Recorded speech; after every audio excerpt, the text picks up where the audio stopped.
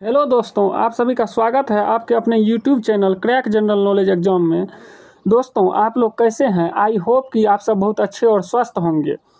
दोस्तों, आज का टॉपिक है पोषक पदार्थ यानी कि न्यूट्रिएंट्स, जो आपको आने वाले एग्जाम बिहार दरोगा, Bihar SSC and railway exam में आपके लिए काफ़ी उपयोगी साबित होगी।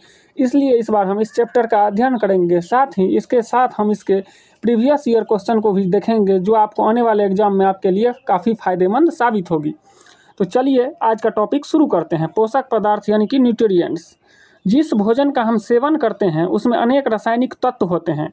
इन रासायनिक तत्वों को पोषक तत्व कहते हैं। अतः हम कह सकते हैं कि पोषक तत्व भोजन में उपस्थित वे अदृश्य घटक हैं जिनकी आवश्यकता हमें शरीर को स्वस्थ बनाए रखने के लिए होती है। पोषक तत्व हमारे लिए क्यों जरूरी है? क्योंकि यह हमारे शरीर को क्या रखते हैं? स्वस्थ बना के रखते हैं। जैसे देखिए, ऊर्जा कौन प्रदान करते हैं हमारे शरीर को?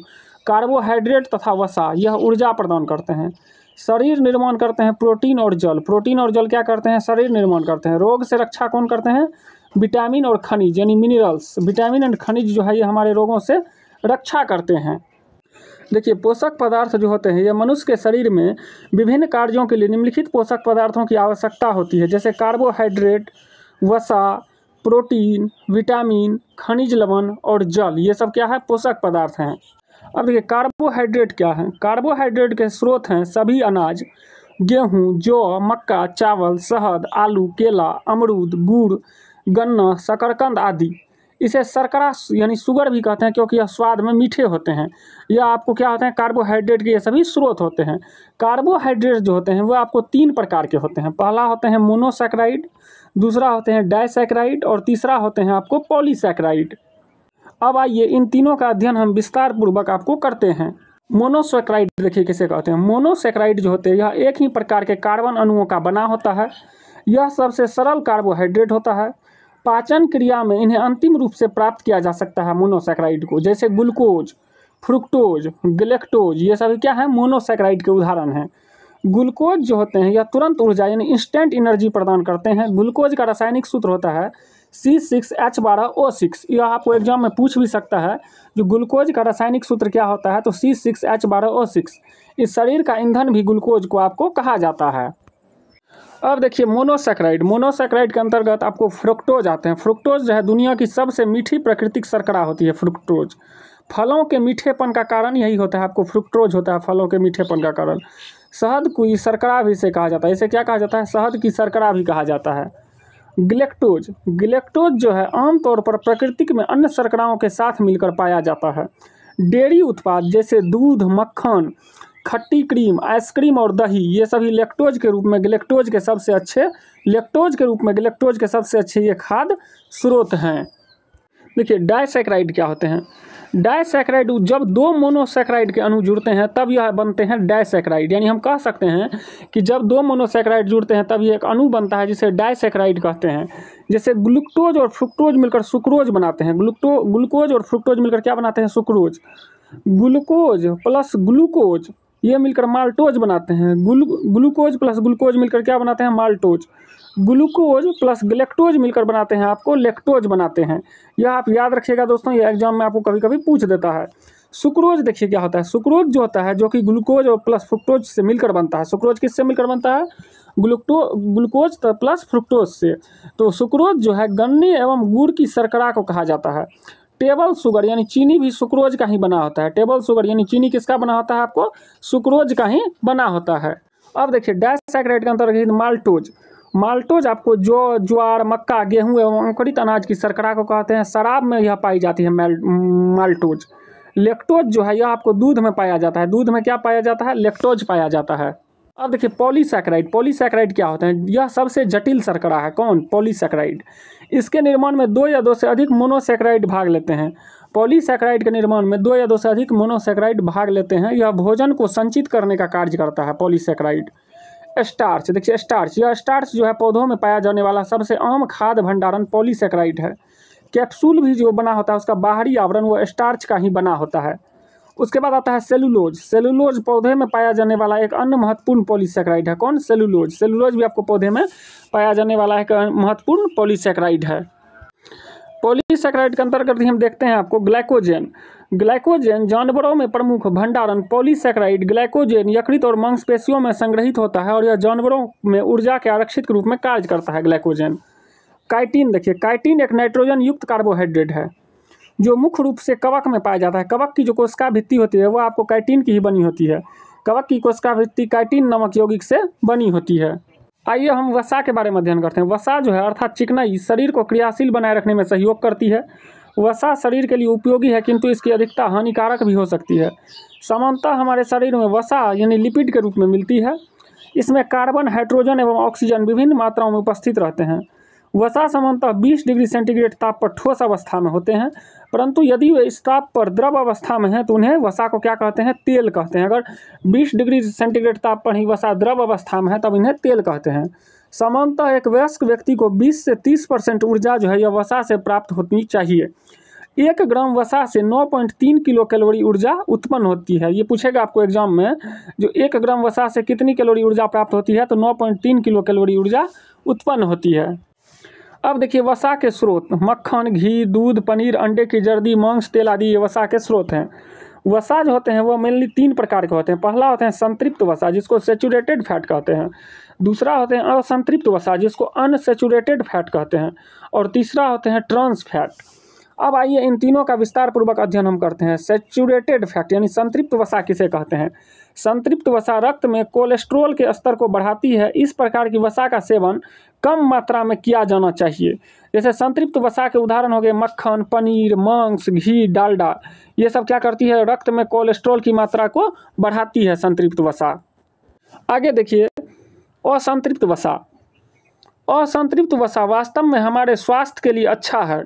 यह हमारे दिल को स्वस्थ बनाए रखने में रखता है और हमारे शरीर से हानिकारक कोलेस्ट्रॉल को हटाने में भी सहायता करता है। जैसे मूंगफली का तेल, सोयाबीन का तेल, जैतून का तेल, सूरजमुखी का तेल, काजू बादाम आदि का तेल, ये सब असंतृप्त वसा के उदाहरण हैं और यह हमारे शरीर को, लीवर को, दिल को क्या करते हैं? स्वस्थ बनाए रखने का काम करते हैं।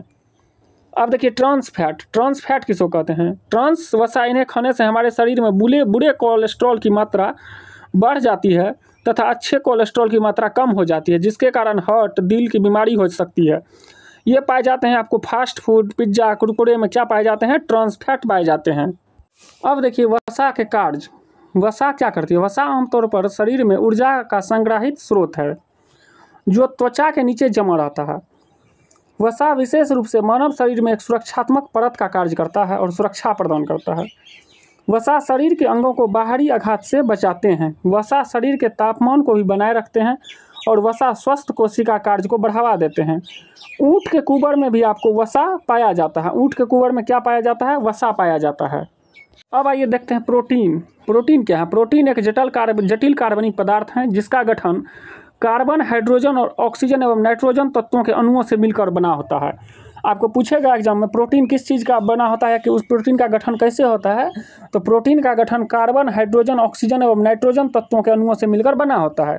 शरीर को आवश्यक सभी प्रोटीन का निर्माण के लिए 20 प्रकार के अमीनो अम्ल की लिए जरूरी होता है, यानी 20 प्रकार के अमीनो अम्ल होता है। शारीरिक वृद्धि और अंगों की मरम्मत दोनों कार्यों के लिए प्रोटीन उत्तरदायी होता है। मनुष्य के शरीर में 20 प्रकार के प्रोटीन की आवश्यकता होती है।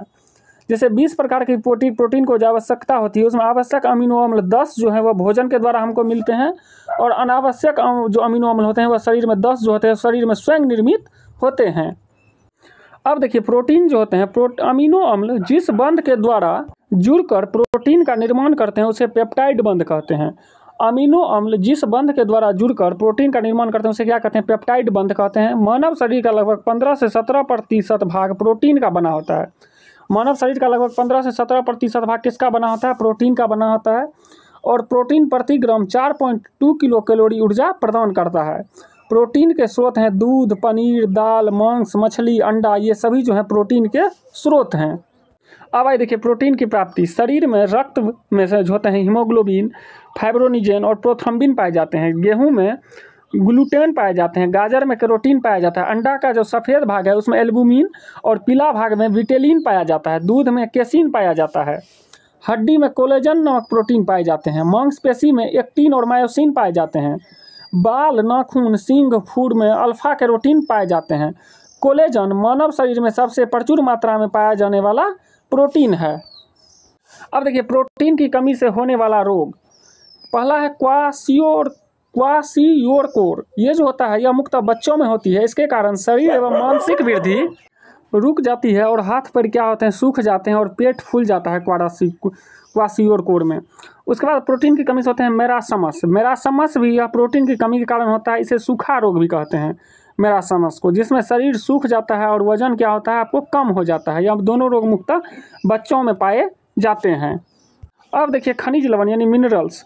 फास्फोरस हड्डी एवं दांतों को मजबूती प्रदान करता है। यह तंत्रिका तंत्र को सही से कार्य करने में सहायक होता है। चावल, मूंगफली, सोयाबीन एवं पनीर आदि से हमें फास्फोरस प्राप्त होता है। अब देखिए आयरन जो है रक्त में पाए जाने वाले हीमोग्लोबिन का प्रमुख घटक होता है आपको आयरन। यह रक्त के निर्माण में सहायक होता है। हरी सब्जी, अमरूद, अंगूर आदि में आपको आयरन पाया जाता है और इसकी कमी से रक्त क्षीणता नामक रोग यानी एनीमिया हो जाता है। आयरन की कमी से कौन सा रोग होता है, एनीमिया हो जाता है। अब देखिए खनिज यानी मिनरल्स के अंतर्गत आयोडीन जो है थायराइड ग्रंथि को सही से कार्य करने में सहायक होता है। आयोडीन की कमी से घेंघा रोग हो जाता है जिसको ग्वाइटर कहते हैं। आयोडीन के स्रोत हैं समुद्री भोजन, दूध, अंडा, मांस आदि। आयोडीन जो है आपको लेमिनेरिया नामक घास से निकाला जाता है। आयोडीन किससे निकाला जाता है, लेमिनेरिया नामक घास से निकाला जाता है। देखिए जल यानी वाटर, शरीर के विकास के लिए जल अत्यंत आवश्यक होता है क्योंकि मानव शरीर के भार का लगभग 65 से 70% भाग जल से ही निर्मित होता है। शरीर में उपस्थित अपशिष्ट एवं विषैले पदार्थ जल में घुलकर शरीर से बाहर निकल जाते हैं। जल हमारे शरीर के ताप को पसीना तथा वाष्पन द्वारा नियंत्रित करता है। जल भोजन में उपस्थित पोषक पदार्थों के अवशोषण में भी सहायक होता है, इसलिए हमें जो है जल अधिक से अधिक पीना चाहिए। आइए दोस्तों अब हम इसके अंतर्गत प्रीवियस ईयर क्वेश्चन का आपको अध्ययन करते हैं। जैसे पहला क्वेश्चन है आपको, कैप्सूल का आवरण किसका बना होता है? तो ये बना होता है आपको स्टार्च का। कैप्सूल का आवरण किसका बना होता है, स्टार्च का बना होता है। शहद का प्रमुख घटक क्या होता है? तो शहद का प्रमुख घटक आपको फ्रुक्टोज होता है। निम्नलिखित में कौन सी शर्करा तत्काल ऊर्जा प्रदान करती है हमारे शरीर को? तो ग्लूकोज जो है तत्काल ऊर्जा प्रदान करती है। अगला क्वेश्चन है, प्रोटीन बनने के लिए कितने अमीनो अम्ल आवश्यक होते हैं? तो 20, जिसमें 10 हमारे शरीर को भोजन द्वारा प्राप्त होते हैं और 10 जो है हमारा शरीर खुद बनाता है। प्रोटीन को निम्नलिखित में से क्या माना जाता है? तो प्रोटीन को जो माना जाता है शरीर का निर्माण करने वाला प्रोटीन को माना जाता है। अल्फा कैरोटीन एक प्रोटीन है जो किसमें पाया जाता है, अल्फा कैरोटीन। तो यह बाल में, नाखून और बाल में जो पाया जाता है ये आपको अल्फा कैरोटीन पाया जाता है। नेक्स्ट क्वेश्चन है, निम्नलिखित में से किसमें प्रोटीन का सबसे अधिक स्रोत पाया जाता है? तो यह पाया जाता है सोयाबीन में। सोयाबीन में प्रोटीन सबसे अधिक पाया जाता है। भोजन में से किससे प्रति ग्राम सर्वाधिक ऊर्जा प्राप्त होती है? तो वसा से है सर्वाधिक ऊर्जा प्राप्त होती है।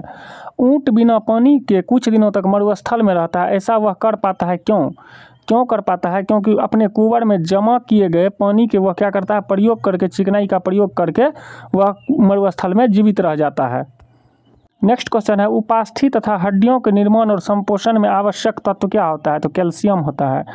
पालक के पत्तों में किसकी मात्रा सबसे अधिक होती है? तो आयरन की मात्रा सबसे अधिक होती है पालक के पत्तों में। 1 गिलास पानी पीने से कितनी कैलोरी मिलती है? यह मिलती है आपको 0, क्योंकि पानी में कोई ऊर्जा नहीं होती है। दोस्तों यह वीडियो आपको कैसा लगा हमें कमेंट्स में ज़रूर बताइएगा। अगर वीडियो पसंद आए तो हमारे चैनल को लाइक एंड सब्सक्राइब जरूर कीजिएगा। जय हिंद।